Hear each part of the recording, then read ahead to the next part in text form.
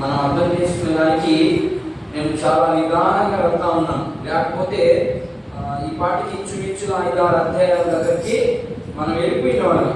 కానీ నేను అలా చెప్పుకుంటూ వెళ్ళిపోతే మీకేమి ప్రయోజనం ఉండదు. కాబట్టి ప్రయోజనకరంగా ఉండేదానికి ప్రభువు మనల్ని ఏర్పరచుకున్నాడు. కాబట్టి మనం ప్రయోజనకరంగానే ఉంటే మంచిదని నేను భావిస్తూ మనందరికీ అర్థమయ్యే రీతిగా కొన్ని పాయింట్లుగా మనం అర్థం చేసుకుంటూ వెళ్తా ఉన్నాం. అయితే మనం 2వ అధ్యాయంలో 8వ వచనం నుంచి మనం 11వ వచనానికి అక్కడ ఉన్నటువంటి సంఘము ఏంటా సంఘం అంటే స్మరణ. అర్థమైంది కదా? స్మరణ సంఘం. ఆ ప్రాంతంలో ఉన్నటువంటి ఆ స్మరణ సంఘంలో ఉన్నటువంటి విశ్వాసుల యొక్క అవసరం, మన సంఘంలో ఉన్నటువంటి పరిస్థితులు ఎలా ఉన్నాయి, ఆ రోజు స్మరణ సంఘంలో ఆ ప్రాంతంలో ఉన్నటువంటి సంఘంలో ఉన్నటువంటి వారి పరిస్థితి ఎలా ఉన్నాయి అనేది మనం అర్థం చేసుకునేదానికి మనం కొంత వివరంగా మనం అర్థం చేసుకుంటూ ముందుకు వెళ్తాము. కాబట్టి అందమే కలిసి చదువుకుందాం. ప్రకటన గ్రంథము 2వ అధ్యాయం 8 నుంచి 11 వచనాలు ఒక సంఘం గురించి మాట్లాడుతూ ఉన్నాయి. అందులో మొదటి విషయాన్ని మనం అర్థం చేసుకున్నాం. ఏంటయ్యా మొదటి విషయం అంటే, అక్కడ ఉన్నటువంటి సంఘంలో ఉన్నటువంటి వారి పరిస్థితి ఎలా ఉన్నదో వారి పరిస్థితి అంటే, వాళ్ళు చాలా శ్రమను అనుభవించారు. మొదటిగా మనం వాళ్ళ గురించి ఏమి నేర్చుకున్నామయ్యా అంటే, వాళ్ళు చాలా శ్రమలు అనుభవించారు.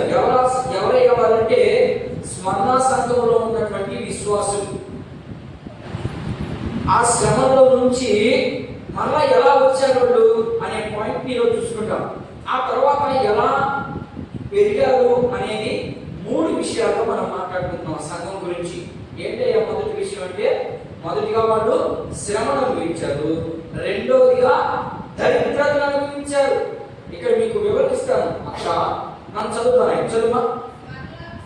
స్మరణలో ఉన్న సంఘపు దూతకు ఇలాగ రాయింది, మొదటి వాడును కడపటి వాడునై ఉండి మృతుడినై మరలా బ్రతికిన వాడు చెప్పిన సంగతి ఏమనగా, నీ శ్రమను నీ దరిద్రతను నేను ఎరుగుదును.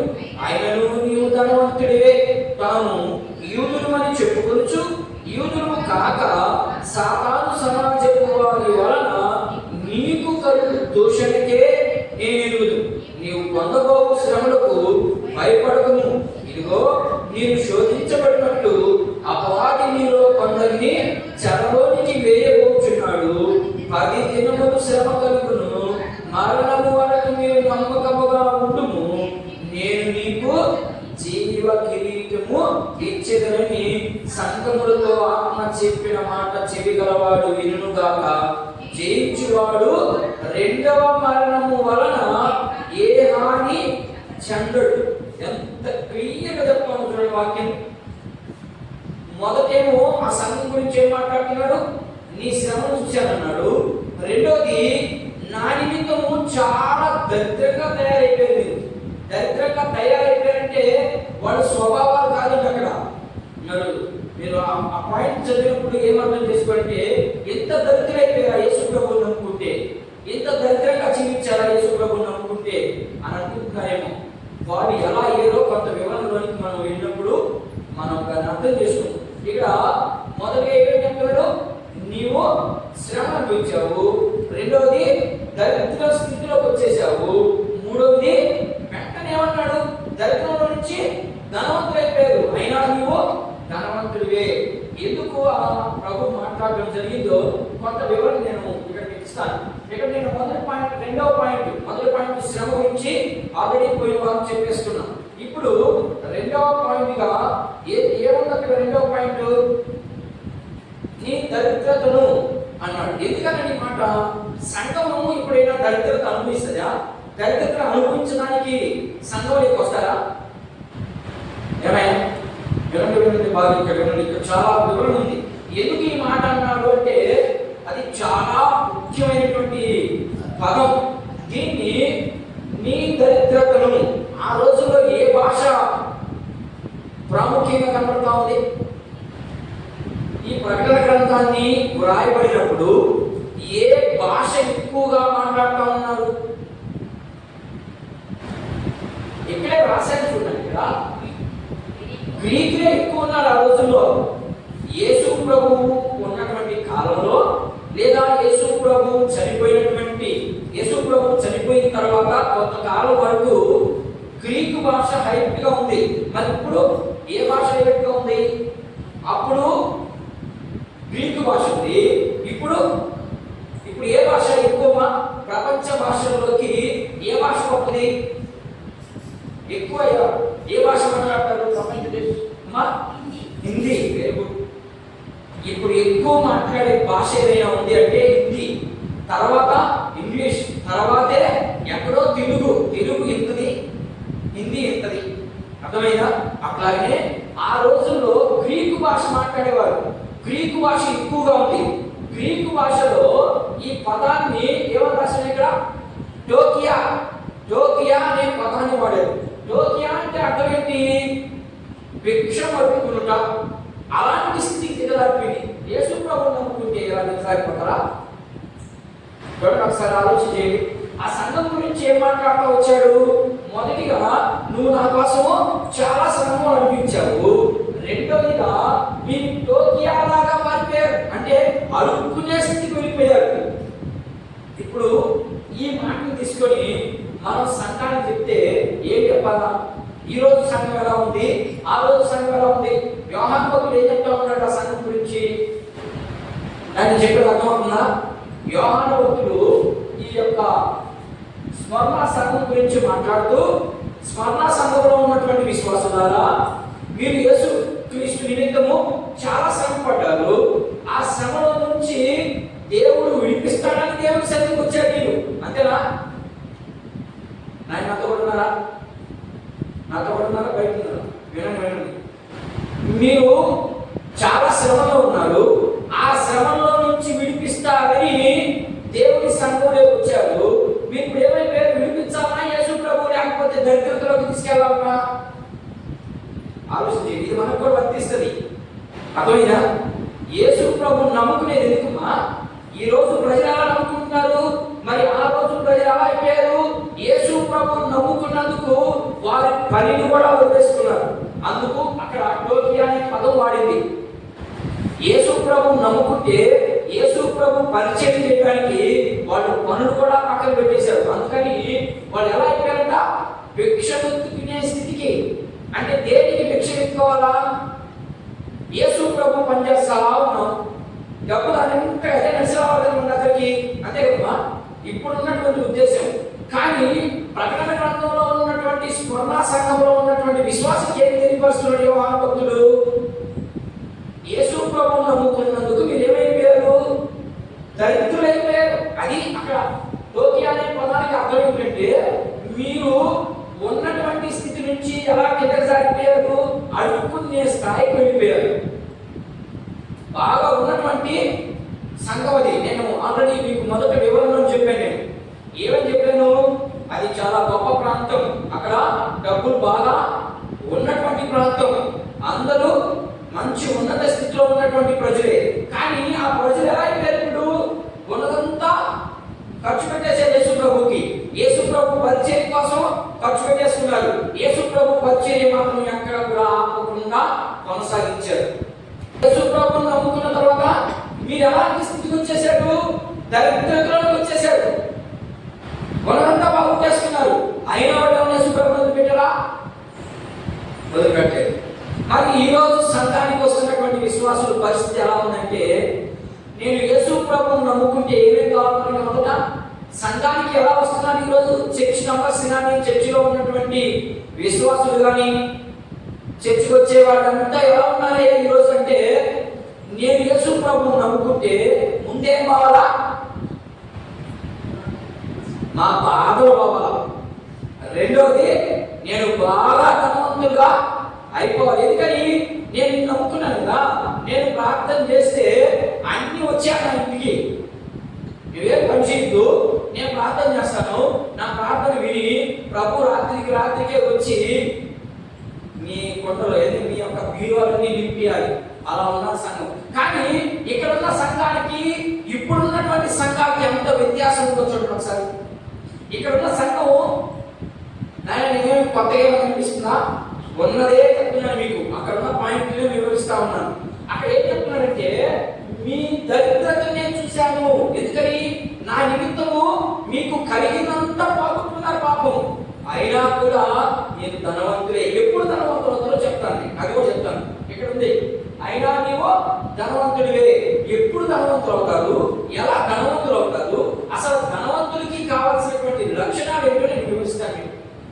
దాన్ని భిక్షమెత్తుకునే స్థితికి వెళ్ళిపోయారు. అర్థమైందా? అలాంటి స్థితికి వెళ్ళిపోతే మరి ఈ రోజు దేవుని సన్నిధికి వచ్చినటువంటి విశ్వాసులు ఏమనుకుంటున్నారు? నేను, నా కుటుంబము, నా పిల్లలు, మా రక్త సంబంధికులు మాత్రమే బాగుండాలి. నేను కొర సంఘం పోతే పోయింది, కొర ఊరు మారకపోతే పోయింది, నేను మాత్రమే బాగుండాలనుకునేది ఈ రోజు సంఘం. ఎంత స్వార్థమో చూడండి. సంఘంలో ఉన్నటువంటి విశ్వాసులు ఎలా ఉండాలా? అందరూ మంచి కోరుకోవాలి, అందరూ బాగోగులు కోరుకోవాలి, అందరి కోసం ప్రార్థన చేయాలి. ఏదైనా ఒకరికి శ్రమ వస్తే ఒకరినొకరు ఏం చేసుకోవాలి? అందుకని పౌలు అంటాడు చాలా. అందుకని మీరు పత్రికలు బాగా చదవండి. పత్రికలు చదవకపోతే ఏం అర్థం కాదు. పాత నిబంధన 4 ముక్కలు తీసుకుని చెప్పేస్తే కుదరదు, ఏదో శుభార్థం తీసుకుని 4 ముక్కలు చెప్పేస్తే కుదరదు. పత్రికలు బాగా చదవాలి. పత్రికలు చదివినప్పుడు పత్రికలో రాస్తున్నారు ఇక్కడ, మీరు ఒకరినొకరు ఏం చేసుకోవాలంట? ఓదార్చుకోవాలి. ఒకరికొకరు నీకు శ్రమ కలిగిందా, పక్కోడు సహాయం చేయాలి. వాడికి శ్రమ కలిగిందా, ఒకప్పుడు 10 మంది ఎక్కువైపోయినాయి. అర్థమైందా? నేను గొప్పగా ఉండాలని ఒక ఆమె అనుకుంటుంది, నేను గొప్పగా ఉండాలని ఒక ఆయన అనుకుంటాడు. ఇది మనకు తగదు. ఇది క్రైస్తవుడికి తగదు. అసలు ఒక క్రైస్తవుడికి తగినటువంటి పని ఏంటంటే, నేనే గొప్పగా ఉండాలి, నా కుటుంబమే గొప్పగా ఉండాలి. ఇది రాంగ్. ఇలా ఉంది అంటే అది సరైనటువంటి వే కాదు, అది సరైనటువంటి బోధ కాదు. అలాంటి బోధ మీరు విన్నప్పుడు మీరు తృప్తిగా పోతారని నేను ఉన్నది ఉన్నట్టుగా చూపిస్తా ఉన్నాను. అట్లా తృప్తిగా కొడుతున్నాను. ఈరోజు సంఘాల్లో ఇదే పని. వాడికి యేసు ప్రభు దగ్గరకు వచ్చిన తర్వాత వాడికి మారు మనసు అంటే ఏంటో తెలియదు, ఆ తర్వాత రక్షణ అంటే ఏంటో తెలియదు, దేవుని వాక్యం ఏం బోధిస్తుందో తెలియదు. నేనే సంఘకర్తగా ఉండాలి. ఏంటంట? నేనే సంఘకర్తగా ఉండాలి, నేనే వాక్యాన్ని చెప్పాలి, నేనే పాటలు పాడాలి, అంతా నేనే నేనే నేనే నేనే. పర్వాలేదు, నువ్వే అంత గొప్ప అయితే పర్వాలేదు ఏంటి? సరే ఓకే, నువ్వే గొప్పగా ఉన్నావు అనుకున్నావు. నీకే క్వాలిటీస్ దేవుడు కొన్ని క్వాలిటీస్ చెప్పాడు. ఏ క్వాలిటీస్? కనీసం దేవుడు చెప్పిన అందులో కనీసం కొన్నన్నా చేసేదానికి సిద్ధపడాలి. మనం ఏమి చేయదు. నేను సంఘకర్తగా ఉండాలి. ఏమ్మా, నేనేం చేయను, వాళ్ళని వచ్చే విశ్వాసాన్ని ఎలా పలకరించాలో కూడా తెలియదు వాళ్ళకి. ఒక విశ్వాసం చర్చికి రాలేదు. ఎందుకు రాలేదు? ఎప్పుడన్నా మీరు పరామర్శించారా? ఎక్కడన్నా చూసారు ఇలాంటి సంఘాన్ని? కాబట్టి మన సంఘాలు 7 సెట్లుగా ఉన్నాయి ఈరోజు. ఒకరికొకరికి సంబంధం లేదు. అందుకని కొరింథీ పత్రిక 1వ అధ్యాయంలో అంటాడు పౌలు, మీరు ఒకరేమో పౌలు పార్టీకి సంబంధించినోళ్ళు, మరొకరేమో అపోల్లో పార్టీకి సంబంధించినోళ్ళు. వీళ్ళిద్దరేమన్నా మీకోసం ప్రాణం పెట్టారా? పెట్టలేదు కదా. మరి ఆ పార్టీ ఏంటి, ఈ పార్టీ ఏంటి? నేను పౌలు పార్టీ, ఒకరేమో అపోల్లో పార్టీ. కానీ మీకోసం ప్రాణం పెట్టింది యేసు ప్రభు పార్టీ. ఈ పార్టీకి పోండి. నీరు పోసారా? బుద్ధి చేసింది ఎవరు? మీకు వాక్యం చెప్పాడు, మీకోసం ప్రార్థన చేసేవాడు అంతే. బుద్ధి చేసింది ఎవరు? యేసు ప్రభువే. కాబట్టి మన సంఘంలో ఉన్నటువంటి విశ్వాసాలు ఎలా ఉన్నారంటే ఒకరినొకరు ఏం చేసుకోవాలా? పరామర్శించుకోవాలి. ఏంటి ఈరోజు పలానా చర్చికి రాలేదు, ఎందుకు? కారణం ఏంటి? ఎప్పుడన్నా అట్లా చేశారా? ఆ పాస్టే చేసుకోవాలండి, మాకెందుకు? అంతేనమ్మా, నాకేం అవసరం లేదండి. ఇక్కడ పౌలు, ఇక్కడ యోహాను భక్తులు ఏం చెప్తున్నాడంటే, ఇదిగో దేవుడు మీ కోసము, ఇదిగో స్మరణలో ఉన్నటువంటి సంకస్తులారా మీ శ్రమను చూశాడు ఆయన. ఏంటి శ్రమ పడుతాడు వాళ్ళు? ఏంటి కష్టపడుతాడు? చెప్పండి ఒకసారి. ఆ శ్రమ అన్నారు. శ్రమ అంటే మన భాషలో ఏంటి అర్థం? కష్టమే కదా. ఏ కష్టపడి ఉంటారు? నిద్ర వేసి కుదురుకొని చర్చికి వస్తా ఉంటుంటారా? అంతే కదా. కష్టం అంటే చర్చికి వెళ్ళడమే కష్టం మన భాషలో. ఏ చర్చికి కట్టారా? అసలు చర్చి కట్టుకుంటుందా అక్కడ? లేదు. దేనికి కష్టపడి ఉన్నారు? యేసు ప్రభు పని, సువార్త పరిచర్యకి కావాల్సినటువంటి సంపద అంతా అన్ని పెట్టడం కష్టమే కదా. కష్టమే కదమ్మా.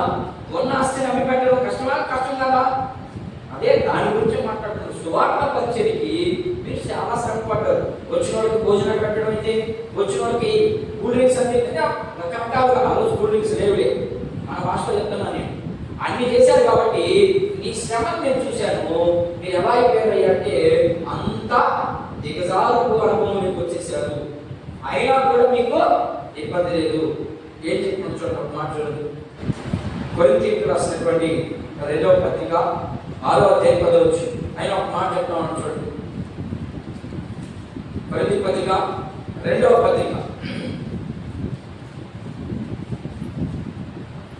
స్మరణ సంఘంలో ఉన్నటువంటి వారు ప్రార్థన చేయలేదమ్మా. ఆయన ఇక్కడ కొంచెం ఆగడం, ఆ తర్వాత మీరు దాన్ని మాట చదువు. ఇప్పుడు వాళ్ళకి దరిద్రత వచ్చేసిందంటే వాళ్ళ ఇంట్లో కనీసము తిండికి జరుగుబాటు లేనటువంటి స్థితికి వచ్చేసింది. ఎందుకని వాళ్ళు పనులన్నీ పక్కన పెట్టేసుకున్నారు. పనులన్నీ పక్కన పెట్టేసి దేవుడి పని అంటా ఉన్నారు. దేవుడి పని అన్నప్పుడు ఉదాహరణకి మన ఇంట్లో ఒక ఇద్దరు ఆత్మీయంగా ఎదుగుతా ఉన్నారు అనుకుందాం. అండ్ మీరు నసా చూడండి, ఒక ఇద్దరు ఆధ్యాత్మికమైనటువంటి స్థితిలో ముందుకు వెళ్తా ఉన్నారు అనుకుందాం. ఆ ఇద్దరిని ఇంట్లో ఉన్నవాళ్ళు నిద్ర లేసి ముందుకొని ఏమంటారు చెప్పడం అన్నమాట. నిద్ర లేచి ప్రార్థన, వాక్యం చదవడం, 50 గంటలకు వెళ్ళిపోవడం అట్లా ఉన్నాడు అనుకోండి. ఒక ఇద్దరు, నలుగురు ఉన్నారు మొత్తం ఇంట్లో. ఈ ఇద్దరు ఇదే పనిలో ఉంటే పక్కవాడు ఇద్దరు ఏమంటారు? కష్టం చేసి దొరకదు, పాపం పని చేసి పోషించేవాళ్ళు కదా, అంతే కదా. వాళ్ళు ఏమంటారు? నన్ను నా గురించి మాట్లాడుతున్నారు. ఏమా, నేను నా కొడుకు ఇద్దరు దేవుని పరిచయం మీద వెళ్తా ఉన్నాం, పక్కకి వెళ్తా ఉన్నప్పుడు మేమిద్దరం కదా సంపాదించి పెట్టాలి వాళ్ళకి. మరి మేమిద్దరం వెళ్తా ఉన్నప్పుడు మా ఇంట్లో పొరపాటు ఏం చేయాలా? ఏమంటారు మమ్మల్ని? ఊరికి ఉదాహరణకి అర్థమయ్యేదానికి మాకేమన్నా పరిస్థితి ఏం లేదు, కానీ ఉదాహరణకి మనకు అర్థం అవ్వాలి కాబట్టి ఏమంటారు? అర్థం ఏమంటారు? వీడికి నిద్ర వేసిన కాంచి ఒకటే దేవుడు అయితే మా ఇంట్లో ఇక్కడ భోజనానికి లేవే, మా ఇంట్లో కట్టుకోవడం లేవే, గ్యాస్ అయితే కూరగాయ అడుగుతారు కదా. ఈ పాటికి తిరుగుతా ఉంటే ఇక్కడ ఏం చేయాలా అంటారా? కానీ ఇక్కడ అన్నారా? ఇక్కడ అన్నింటి దేవుడికి వచ్చేది ఆ విధంగా సాగుతుందా? సాగలేదు. ఎందుకని? అలాంటి వాడికి అలా అడిగేది ఉంటే వాడికి రక్షణ లేదని అర్థం. రక్షణ అంటే యేసు ప్రభుని దేవుడుగా అంగీకరించలేదని అర్థం. ఒకవేళ అంగీకరించినట్టు నటిస్తే అది నటనే కానీ అది నిజమైన రక్షణ కాదు. నిజమైన రక్షణ వచ్చినప్పుడు ఏం చేస్తారు? సర్దుకుపోతారు. ప్రతి దానికి ఇంతదానికి కానీ ఉన్న దాంట్లోనే పోవాలి. ఎందుకని? దేవుడు నీకు అర్థమైతే కదా నువ్వు అట్లా వెళ్తావు. నువ్వు దేవుడు నీకు అర్థం కాలేదు కాబట్టి నువ్వు అట్టుకోవు. ఎట్లుంటావు? నీకు వెంటనే ఉంది. అయినా నువ్వు ధనవంతుడిగా ఉందా? అక్కడ 2 విషయాలు ఉన్నాయి. ఆ 2 విషయాలు కూడా మనం నేర్చుకోవచ్చు, చాలా పాయింట్లు నేర్చుకోవచ్చు. మీకు అర్థమైతే చాలా పాయింట్లు చెప్పాడు. ఇప్పుడు చదువున్నాయి కొరింథీ పత్రిక. ఎందుకు అలా భిక్ష ఎత్తుకునే అంత స్థితికి వచ్చేసారు? చదవండి. కొన్ని వాక్యం తప్పు చదవకూడదు. ఓకే, అర్థమైందా? చదవండి, తప్పులు బాగుంది చదవండి. అర్థం అవ్వాలి కదా అవతలకి. చదువు లేని చాలా మంది ఉన్నారు. చదువు పరిచారకులమై అమ్మ అన్ని స్థితులలో మమ్మల్ని మేమే మెప్పించుకుంటున్నాం. ఏం మాట్లాడుతున్నాడు ఇక్కడ పౌలు గారు? మేము యేసు ప్రభు పని చేస్తా ఉన్నాం, మమ్మల్ని మేమే, చూడండి చాలా జాగ్రత్తగా ఉంది ఈ మాటని, మమ్మల్ని మేమే మెచ్చుకున్నాం, పక్కడే మెచ్చుకోవడం మమ్మల్ని. చదువు. మేము మోసగాండ్రమై ఉన్నట్లు సత్యవంతులు. ఏంటంట? ఏ జరుగుతా ఉంది అక్కడ? ఏ జరిగితే ఆ మాట మాత్రమే. మేము మోసగాళ్ళము కాదు.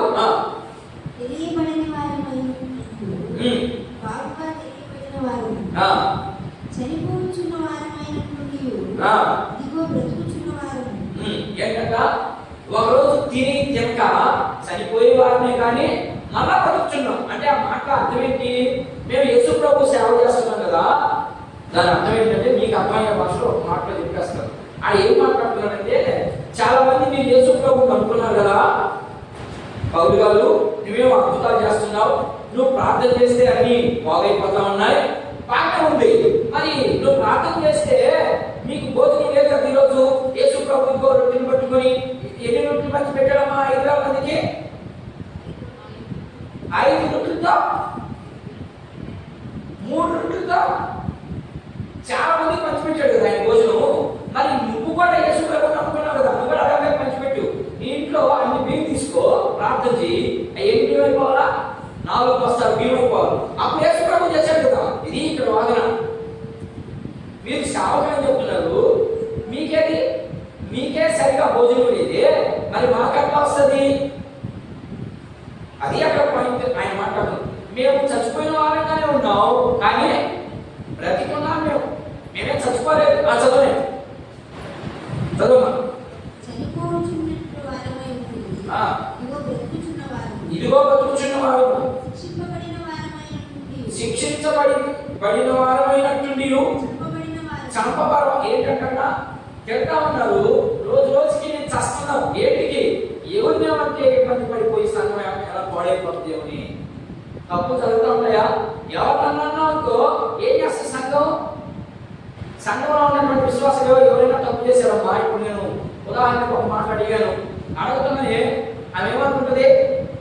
పాస్టర్ నన్ను అడిగాడు, వాక్యంతో నాతో ఏం మాట్లాడు, నా గురించి ఇక్కడ ఇంకొకటి గురించి ఇంకేం పనులు పాస్టర్కి చేపే నా గురించే మాట్లాడాడు, నా గురించే మాట్లాడి ఇక్కడే పాపం పనులు ఏముండవు. అలా అన్నామనుకో అది డైరెక్ట్గా పోయి ఎవరైతే ఆ పని చేసినప్పుడు వాడు తగిలేస్తుంది. తగిలేస్తుందనే వాడు ఏమనుకుంటారు, అమ్మాయి పాస్టర్ నా గురించి మాట్లాడాడు కాబట్టి నేను ఆ సంఘానికి కరెక్ట్. ఆమె పొగట్టచ్చుడు ఆయన ఆ సంఘానికి అర్థం. అట్లా అయిపోతుందని ఆయన రోజు రోజు చచ్చిన వాటితో సమానంగా ఉన్నాం మేము అంటా ఉన్నాం. మరి మన పరిస్థితి, మరి నా పరిస్థితి, సంఘంలో ఉన్నటువంటి వారి పరిస్థితి ఎలా ఉంటుందో ఒకసారి ఊహించుకోవడం. చదువు ఇంకా చదువుమా. దుఃఖపడిన వారమైన నుండి ఎల్లప్పుడూ సంతోషించువారు, దరిద్రులమైనట్టు నుండి అనేకులకు ఐశ్వర్యము కలిగించువారు. ఏ ఐశ్వర్యము? ఇక్కడికి వచ్చారు మీరు ఏం మాట్లాడుతున్నారు? పౌలు కొరింథీ సంఘంతో అనేకులు దరిద్రులుగా ఉన్నారు, కానీ మేము వచ్చిన తర్వాత మీరు ఐశ్వర్యవంతులుగా మార్చబడ్డారంటున్నాడు. ఈడే దరిద్రతను అనిపిస్తుంటే ఈడే చెప్తున్నాడు మీరు అనేకమైన ఆశీర్వాదాలు, లేకపోతే అనేకమైనటువంటి చదువుని ఒకసారి మనం మాట్లాడు. ఎల్లప్పుడూ సంతోషించువారు, దరిద్రులమైనటువంటి అనేకులకు ఐశ్వర్యము కలిగించువారు, ఏమీ లేని వారమైనటువంటి సమస్తము కలిగించువారు. ఏంటంట? మాకు ఏమీ లేనట్టుగానే ఉంటాము కానీ మాకు అన్నీ జరిగిపోతా ఉంటాయి అని చెప్తున్నాడు ఇక్కడ. ఇదంతా ఎందుకు చెప్పాడంటే ఈ సంఘంలో ఉన్నటువంటి విశ్వాసులు పాపం అలాంటి పరిస్థితిలో ఉన్నారు. మరి ఈ రోజు సంఘానికి వచ్చినటువంటి వారి పరిస్థితికి మన పరిస్థితికి ఎంత వ్యత్యాసం ఉందో ఒకసారి అర్థం చేసుకోవాలి. సరే చివరిగా నేను ఇదిగో దీంట్లో 2 విషయాలు ఉన్నాయి. ఆయనలో నీవు ధనవంతుడివే అన్నాడు. ఈ ధనవంతుడి గురించి ఇక్కడ 2 విషయాలు పడతాయి. లోకంలో ధనవంతుడు కనబడతాడు, రెండవదిగా ఆధ్యాత్మికమైనటువంటి ఆత్మ సంబంధమైనటువంటి ధనవంతుడు కూడా కనబడతాడు. మొదటిగా లోకంలో ఉన్నటువంటి ధనవంతుడు ఎలా ఉంటాడో ఒకసారి మనం కొన్ని ఉదాహరణలు చూసి మనం తర్వాత నేను ముగించేసేదానికి ప్రయత్నం చేస్తాం. లోక సంబంధమైనటువంటి ధనవంతుడు ఎలా ఉంటాడు? లూకాసు సువార్త 12వ అధ్యాయం చదవండి. చదవండి. ఇది ఒక్క మాట చెప్పేసి నేను ముగిస్తాను. మరొక వారం ఇంకా కొన్ని విషయాలు మనం నేర్చుకుందాం. లోక సంబంధమైనటువంటి ధనవంతుడు ఎలా ఉంటాడు అక్కడ రాయబడి. వాళ్ళు నిత్య దరిద్రులను అడిగితే ఇక్కడ ఉన్నటువంటి క్వాలిటీస్ కలిగిన వాళ్ళు నిత్య దరిద్రులు ఎక్కడో నేను వాళ్ళు ఎక్కడ ఉంటారో అలాంటి దరిద్రులను అనిపిస్తారు. చూద్దాం, చదువుని. బైబిల్ అర్థం చేసుకోవాలమ్మా. దేవుడు అర్థమైతే బైబిల్ అర్థం అవుతుంది, బైబిల్ అర్థమైతే దేవుడు అర్థం అవుతాడు. ఈ 2 అర్థం కాకపోతే నువ్వు అర్థమే నీ జీవితం. చదువుని. లూకాసు సువార్త 12వ అధ్యాయం 15 నుంచి 21 వచనాలు. మరియు ఆయన ఆయన వారితో వారితో మీరు ఏ విధమైన మీరు ఏ విధమైన లోభములకు లోపములకు ఏమ్మా ఎడమియ్యక జాగ్రత్త ఆ, జాగ్రత్తగా పడండి. ఒకని కలిమి అంటే ఒకని డబ్బు అని అర్థం. కలిమి అంటే డబ్బు, బాగున్నటువంటి వ్యక్తులని అర్థం. ఒకని కలిమి విస్తరించుట వారి జీవమునకు ఏంటంటే ఏమా డబ్బు ఉంటే ఒకని జీవితము ఏ చదువు బాగా చదువు నేను అర్థం బాగా కావాలి. మరియు ఆయన వారితో మీరు ఏ విధమైన లోభములకు జాగ్రత్త పడుడి. ఒక్కడికి ఆస్తి విస్తరించుట వానికి జీవము మూలము కాదని ఏంటంటున్నాడు? నీకు ఆస్తి కలిగింది, ఆ ఆస్తి నిన్ను జీవానికి తీసుకెళ్ళదు అని అర్థం. అక్కడ యేసు ప్రభు స్వయంగా మాట్లాడుతున్నాడు ఈ మాటని. నీకు ఆస్తి కొడతా ఉంది అంటే ఏమంటుంది అర్థం? అది జీవానికి తీసుకోవాలి. నిన్ను ఎక్కడికి తీసుకోవాలి? మనకి రెండే రెండు మార్గాలు. ఏ మార్గం? జీవ మార్గం, ఇంకొకటి ఆ మార్గం వద్దే పేరు మనం ఉచ్చరించకూడదు చూడాలి. ఆ మార్గాన్ని పాతాళ మార్గం. అర్థమైందా? ఇప్పుడు ఏ మార్గం లేకపోతే కలిగి ఉంటుందంట. అక్కడనే మనం ఉండడం తప్పని కాదు నా ఉద్దేశం. ఉన్న పాయింట్ మనం అర్థం చేసుకుంటే ఉండడం మంచిదే. ఆ ఉన్నదాన్ని ఏం చేస్తున్నావు నువ్వు, అది అక్కడ పాయింట్. చదువుమా 21 చదవాలి. మరియు ఆయన వారితో ఈ ఉపమానం చెప్పాడు. ఒక ధనవంతునికి భూమి సమృద్ధిగా పండిను. అప్పుడు అతడు ఆ పంట సమకూర్చుకున్నకు నాకు స్థలం చాలదు కనుకనే నేనేమి చేతులని తనలో తాను ఆలోచించుకొని నేను ఇలా చేస్తాను. నా కొట్లు విప్పి వాటికంటే పెద్దవాటిని కట్టించి అందులో నా ధాన్యమంతటిని నా ఆస్తి అంతటిని సమకూర్చుకొని నా ప్రాణముతో ప్రాణమా అనేక సంవత్సరములు విస్తారమైన ఆస్తి నీకు సమకూర్చబడి ఉన్నదని సుఖించుము, తినుము, తాగుము, సంతోషపడుము, చెప్పుకొందునను అనుకుని. అయితే దేవుడు వెర్రివాడ, ఈ రాత్రి నీ ప్రమాణం అడుగుచున్నాను. నీవు సిద్ధపరిచినవి ఎవరి వగునో అర్థమవుతుందని చెప్పేది. ఇంకా చదువు. దేవుని ఎడల ధనవంతుడు కాక తన కొరకే సమకూర్చుకున్నవాడు అలాగనే ఉండినని అర్థమవుతుంది నీకు. ఏంటంటే ఇక్కడ ఒక ధనవంతుడు ఉన్నాడంట, అతనికి మంచి ఆస్తిపరుడు ఉన్నాడంట. ఈ ఆస్తిపరుడు ఏం చేస్తున్నాడు? అంతనే పొట్టులో కూర్చుకుంటా ఉన్నాడు. ఎందుకని? తన ప్రాణానికి నిత్యము సుఖాన్ని ఇవ్వాలని ఆయన అన్నింటినీ సమకూర్చుకుంటా ఉన్నాడు. కానీ దేవుని విషయం ఏమైపోయాడంట? ఇక్కడ దేవుని విషయం ఏమైపోయాడమ్మా? అక్కడే ఉంచు, ఆ మాట పక్కనే ఉంచు. అయిన విస్తారమైన ఆస్తి నీకు సమకూర్చబడి ఉన్నది, సుఖించుము, తినుము, త్రాగుము, సంతోషించమని చెప్పుకుందు అనుకుని. అయితే దేవుడు వెర్రివాడా, ఈ రాత్రి నీ ప్రాణం అడుగుచున్నాడు. నీవు సిద్ధపరిచిన వాడిది ఎవరి దగ్గరనో అతనితో చెప్పాడు. దేవుని ఎడల ధనవంతుడు కాక ఏమైపోయినా ఎవరి ఎడల ధనవంతుడు కాలేదంట? దేవుని ఎడల ధనవంతుడు కాదు. ఎవరి వల్ల అయినట్టు ఇప్పుడు వీడి వల్ల వీడికి లోబడిపోయాడు. ఓకేనా? ఆత్మ సంబంధమైనటువంటి ధనవంతుడు కాని వ్యక్తి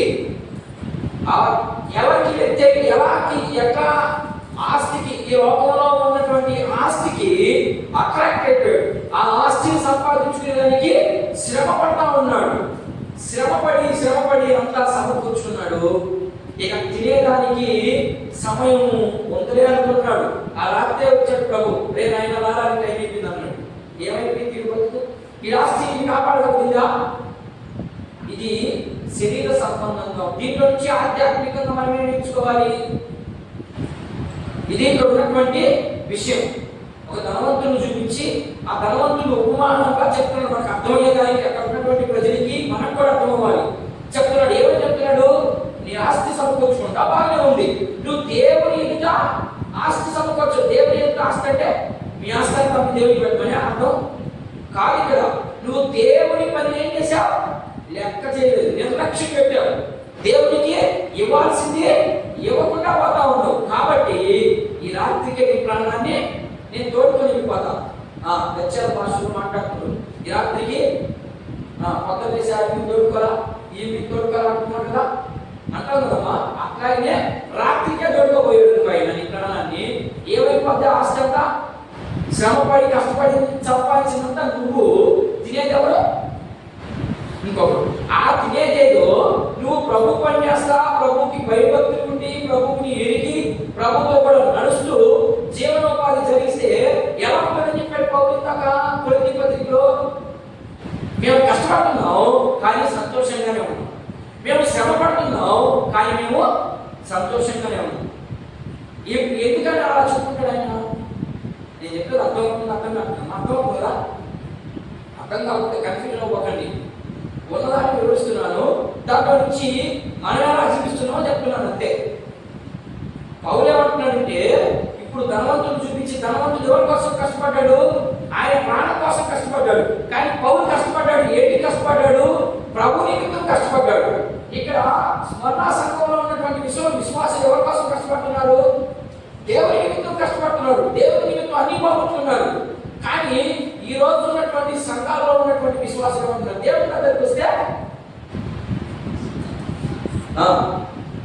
దేవుని దగ్గరికి వస్తే ఏమి ఇస్తాడు? దేవుడి బయటకు వస్తే ఏం చేస్తాడు? ఈ మాత్రం ఇవ్వదు. ఏమి ఏమ్మా మీకు అర్థమయ్యేలా చెప్తున్నాను. అట్లా నీకు తప్పుగా అనుకోబాకండి. పాస్టర్ మీ ఇంటికి వచ్చాడు. పాస్టర్ ఉద్దేశం ఏంటి? ఇప్పుడు చెప్పాడు కదా, పౌలు చెప్పాడు. పాస్టర్ మీ ఇంటికి వస్తున్నాడంటే మీరు ఇచ్చే డబ్బుల కోసం కాదు. వాడు ఉన్నారు బ్యాచ్. ఆ బ్యాచ్ కాదు. 5 రూపాయలు కూడా పాల్గొనేవాడు ఉన్నాడు. ఆ బ్యాచ్ కాదు ఇది. ఇక్కడ వచ్చిన మీనింగ్ ఏం చెప్తున్నాడంటే, పాస్టర్ మీ ఇంటికి వస్తున్నాడు అంటే మీ ఇంటికి ఆశీర్వాదించడానికి వస్తాడు ఆయన. డబ్బు పంపిస్తున్నారు కదా, ఎట్లా పంపిస్తారు వాళ్ళు?